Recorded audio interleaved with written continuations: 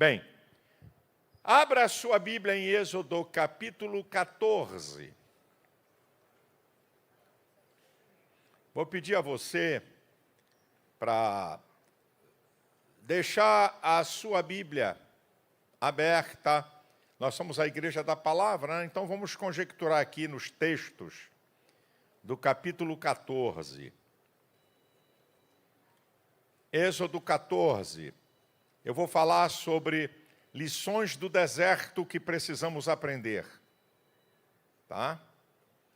As lições do deserto que precisamos aprender. Você sabe que o deserto, ele tipifica a nossa trajetória aqui na terra até chegar a Canaã, até chegar ao céu.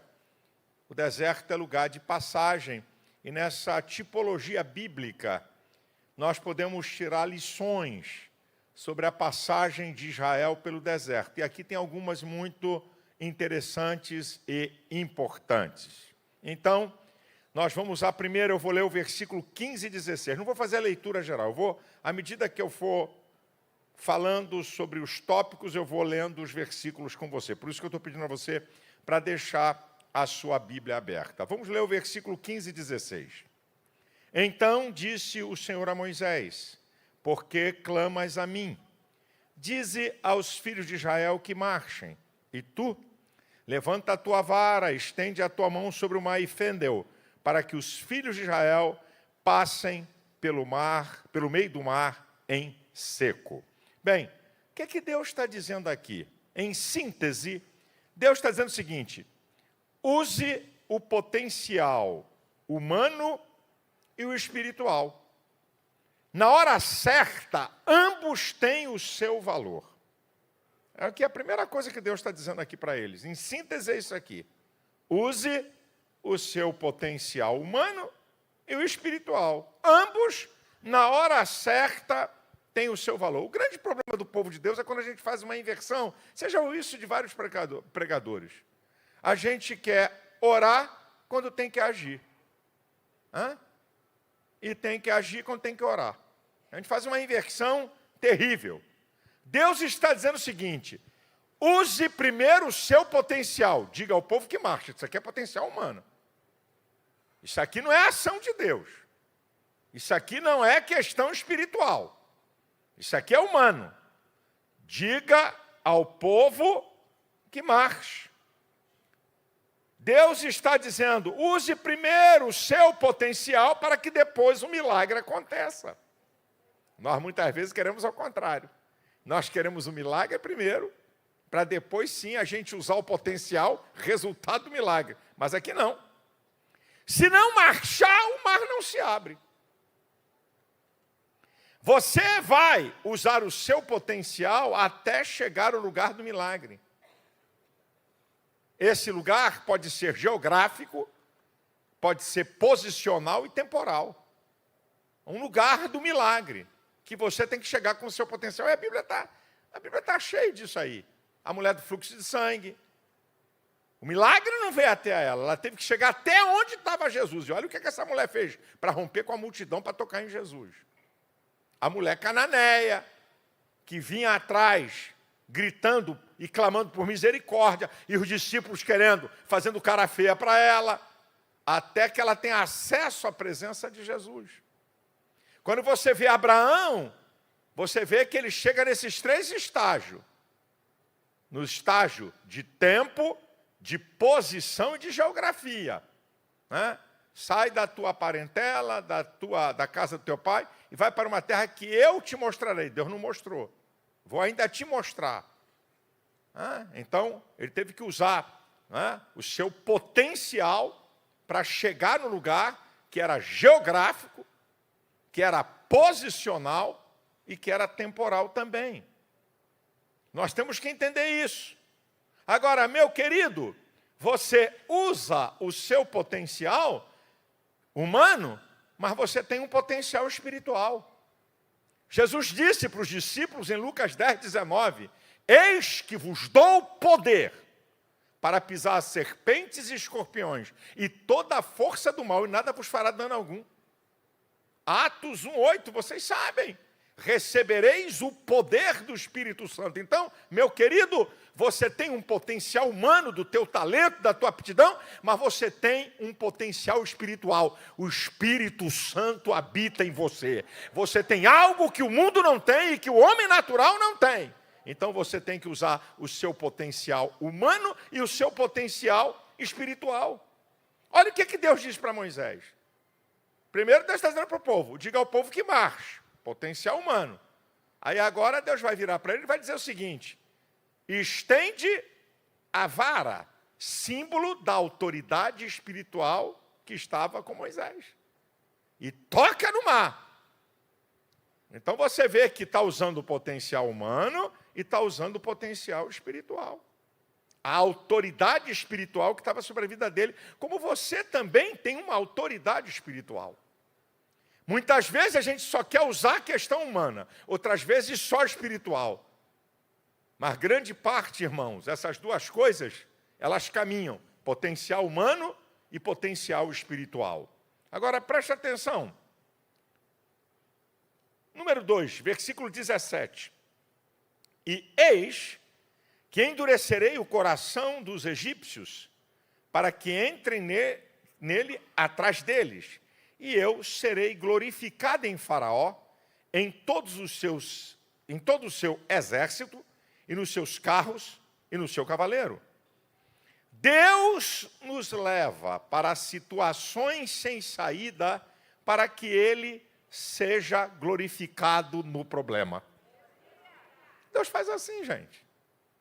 Deus nos leva para situações adversas, para Ele ser glorificado no problema. Qual era o problema? Faraó, exército, carros e cavaleiros. Grande problema. Eu serei glorificado. Deus está dizendo para você, Ele vai ser glorificado aí no meio dessa luta, no meio dessa adversidade, no meio desse problema de saúde, esse problema conjugal, esse problema de filho, esse problema financeiro. Deus vai ser glorificado. Quem crê nisso, dê um brado aí, meu irmão. Número 3, olha o versículo 18. E os egípcios saberão que eu sou o Senhor, quando for glorificado em Faraó, nos seus carros e nos seus cavaleiros. Número 3, ele nos leva para situações sem saída, para que o inimigo reconheça que ele é Deus. Muitas vezes Deus permite que homens maus nos enfrentem. Muitas vezes Deus permite que pessoas venham ao nosso encalço. Deus permite isso, é que Deus vai ser glorificado e Ele vai reconhecer que é Deus.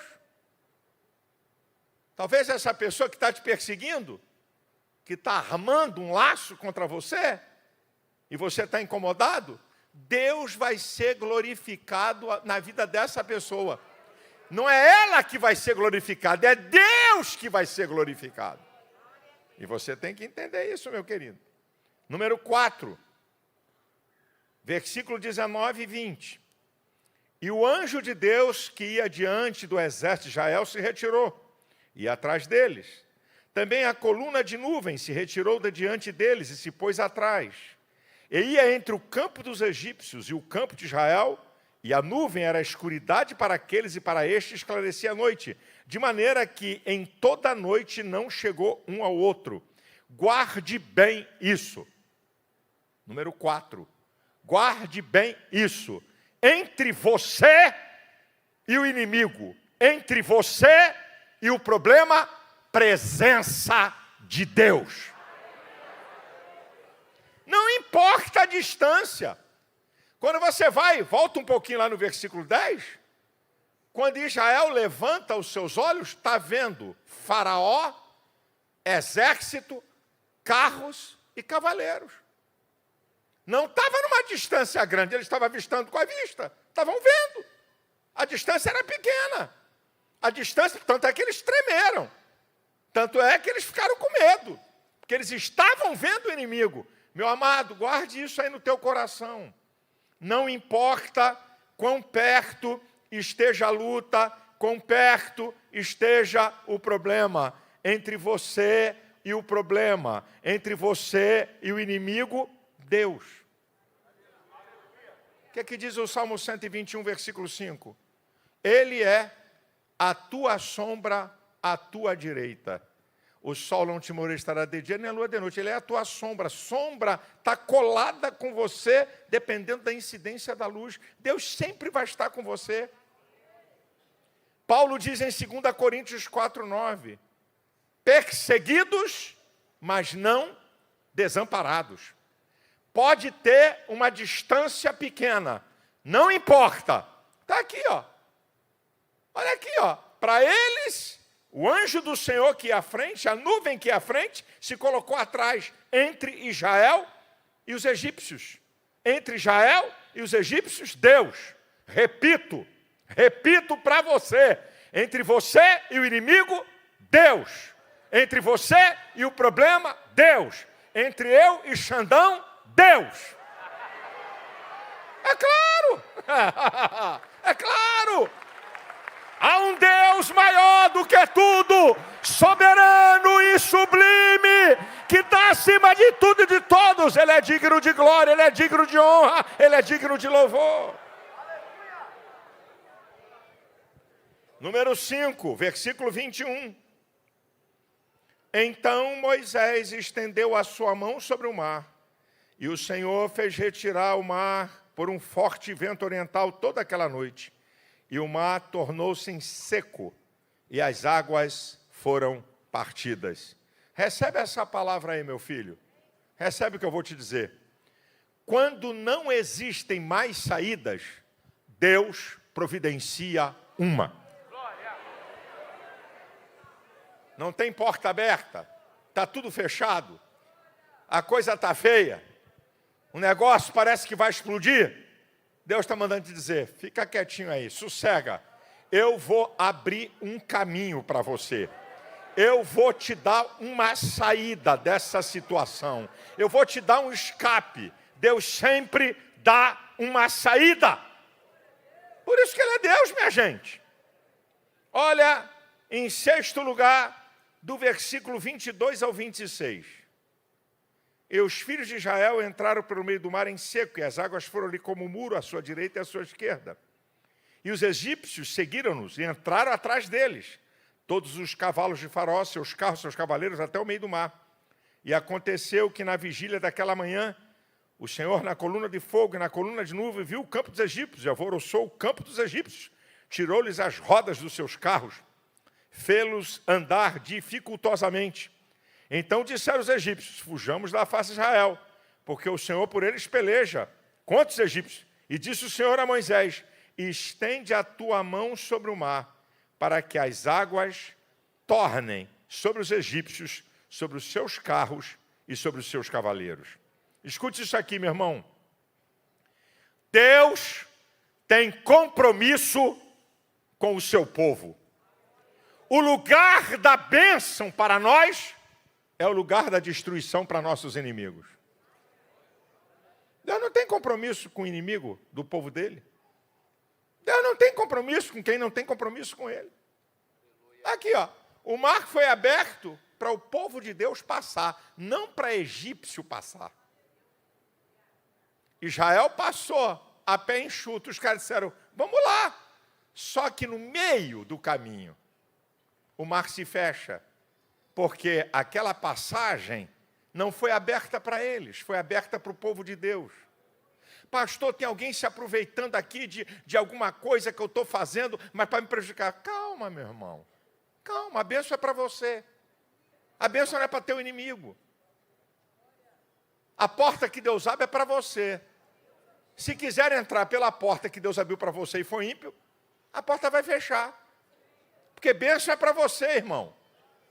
Deus tem compromisso com o seu povo. Deus não tem compromisso com o ímpio, meu irmão. Deus tem compromisso com o seu povo. Põe isso no seu coração.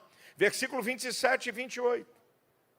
Então Moisés estendeu a sua mão sobre o mar retornou à sua força ao amanhecer, os egípcios fugiram ao seu encontro, e o Senhor derrubou os egípcios no meio do mar, porque as águas, tornando cobrir os carros e os cavaleiros de todo o exército de Faraó, que os havia seguido no mar, nem ainda um deles ficou.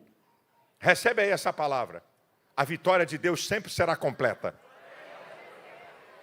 Deus não vai deixar nada pela metade.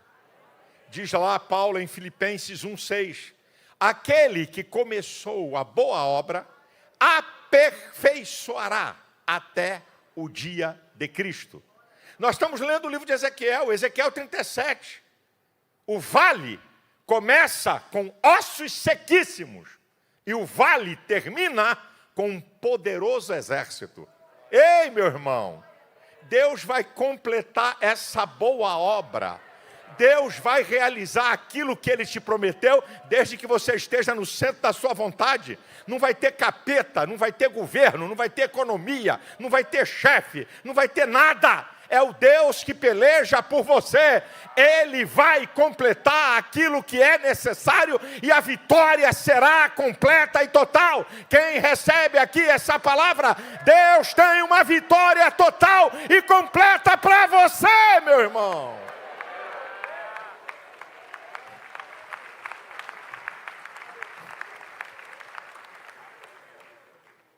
Número 8, versículo 29 ao 31, capítulo 15, versículo 1.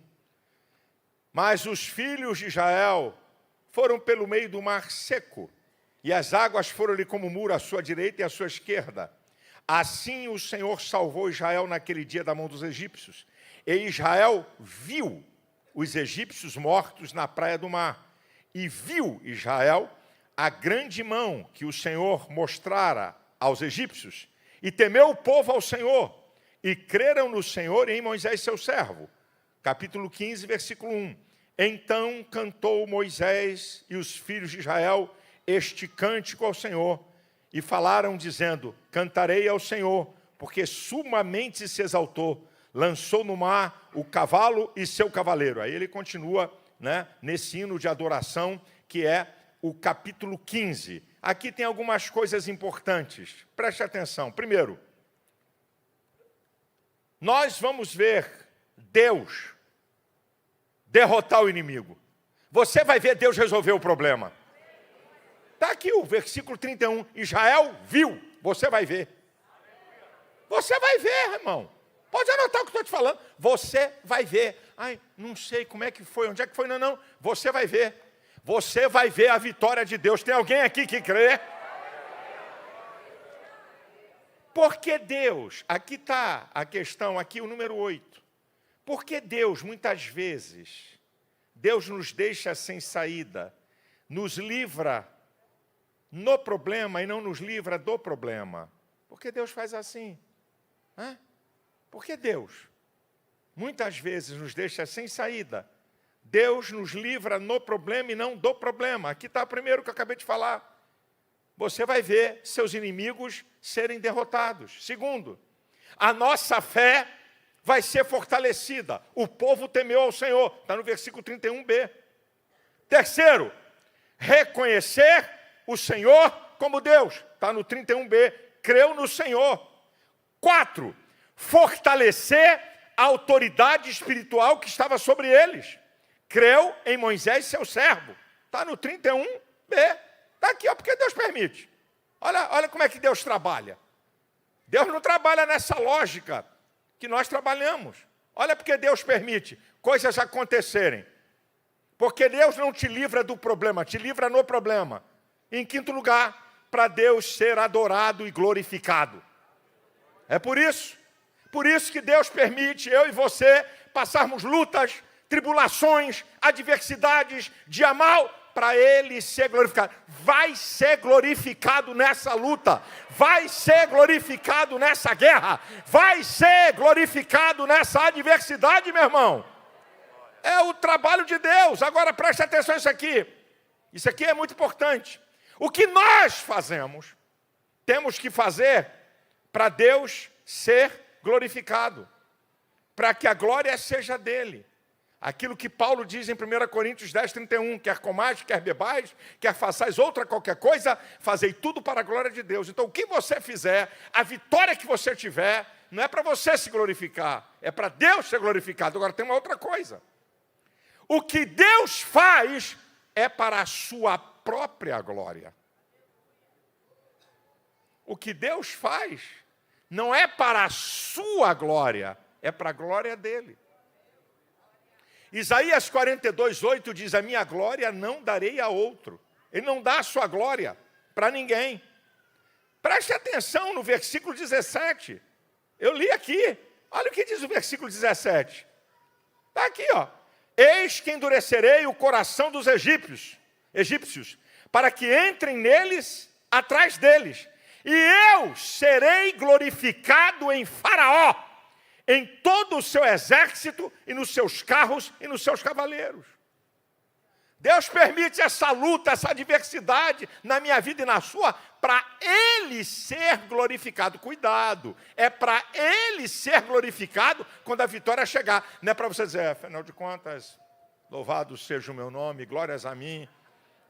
Eu tenho intimidade com Jeová, Ele escuta a minha oração, aleluia. Eu tenho tantos anos de crente, eu tenho intimidade com Ele.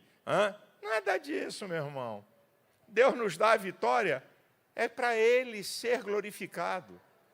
A bênção da sua vida, depois que passar essa tempestade, depois que passar por esse problema, é para Deus ser glorificado. Agora, qual é a conclusão? Qual é a conclusão aqui? Disso tudo que eu falei. Preste atenção. Deus sempre está conosco antes do problema começar. Quando Israel saiu do Egito, capítulo 13, versículo 21. O que diz o texto? Durante o dia, a presença de Deus, através da coluna de nuvem, e durante a noite, a presença de Deus, através da coluna de fogo.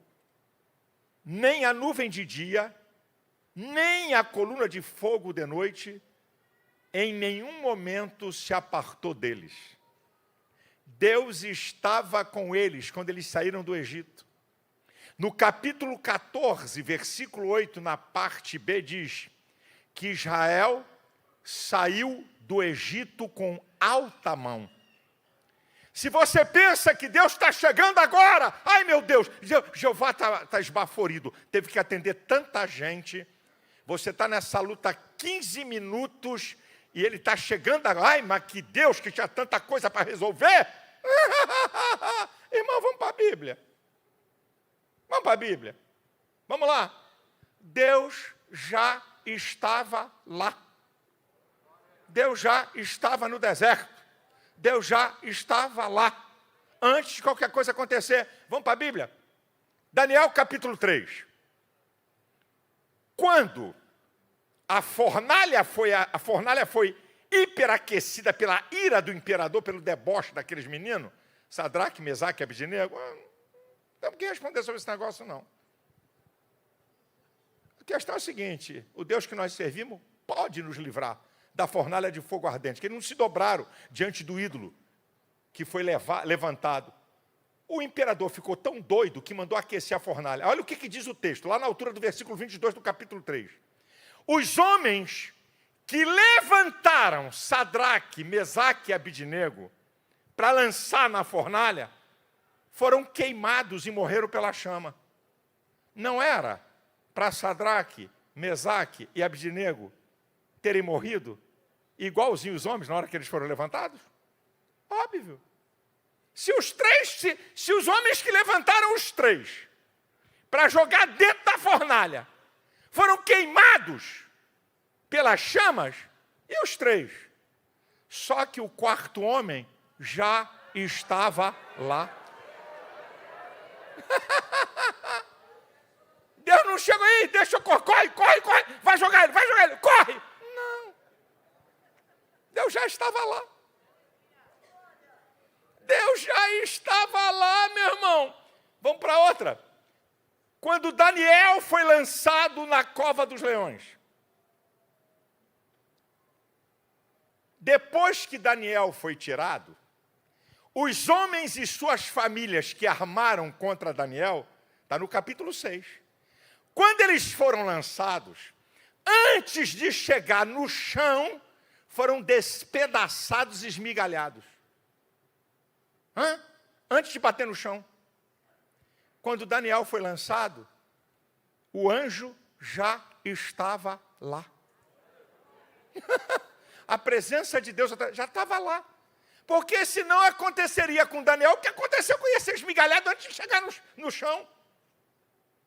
Não chegou um anjo, ai o leão, ai Daniel foi jogado, olha o leão vai pegar. Cheguei aqui, segura. Não. Deus já estava lá. Deus já estava lá. Deus já chegou primeiro nessa tua luta.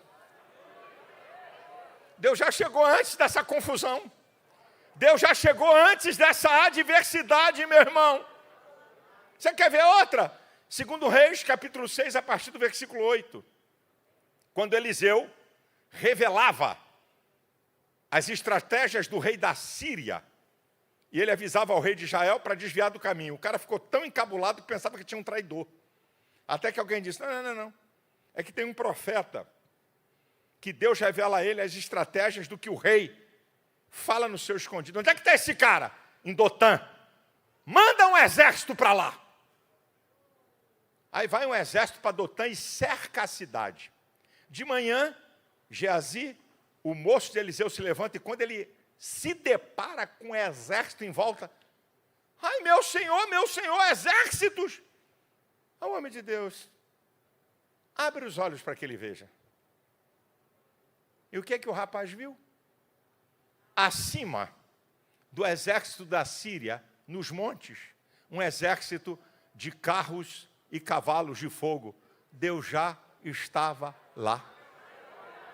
Deus já estava lá. Lembra da tempestade de Marcos capítulo 4? Quem é que estava no barco? Quem? Quem estava no barco? Estava antes da tempestade. Jesus já estava no barco. Isso é uma simbologia. Ei, na embarcação da sua vida, Jesus está. A presença de Jesus na embarcação da nossa vida não significa ausência de tempestade. Significa que jamais o barco vai naufragar. Jesus estava lá. Ele já estava lá. Deus já estava lá. Eu não sei qual é a sua luta. Deus chegou primeiro. Eu não sei qual é a tua adversidade. Ele já chegou primeiro. Eu não sei o que estão fazendo. Ele já chegou primeiro. Deus já chegou primeiro. Deus já chegou na frente da luta. Deus já chegou na frente do inimigo. Deus já chegou na frente da adversidade. Quem crê nisso, exalte o nome do Senhor. Deus já estava lá.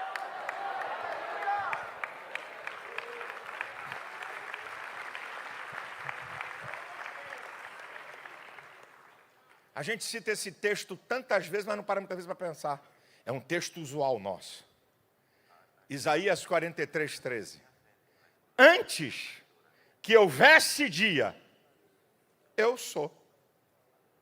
Ninguém há que possa escapar das minhas mãos, operando eu, quem impedirá? Deus já estava antes de tudo. Antes que houvesse dia, eu sou. Eu sou atemporal. Eu sou fora dessa cronologia de vocês. Eu sempre estive presente. Você não está sozinho, você sabe disso.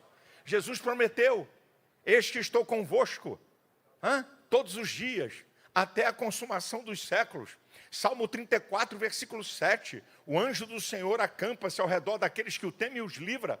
Salmo 34, versículo 15. Diz que os olhos do Senhor... Os olhos do Senhor estão sobre os justos e os seus ouvidos atentos ao seu clamor. Deus está sempre. Deus não dorme, está ligadíssimo.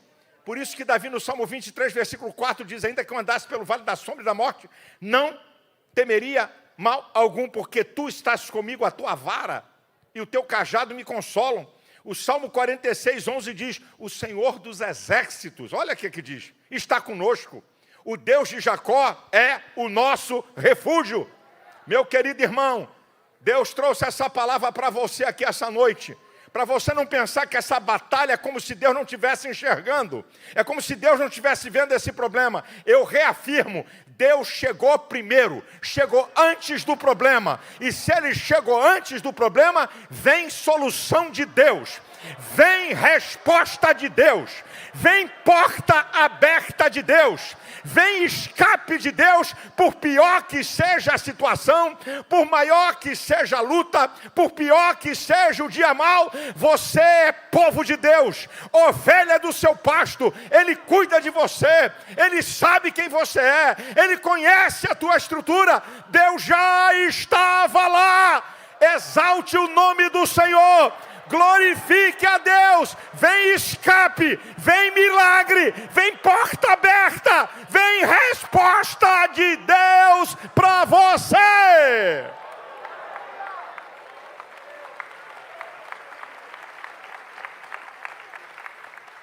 A igreja de pé.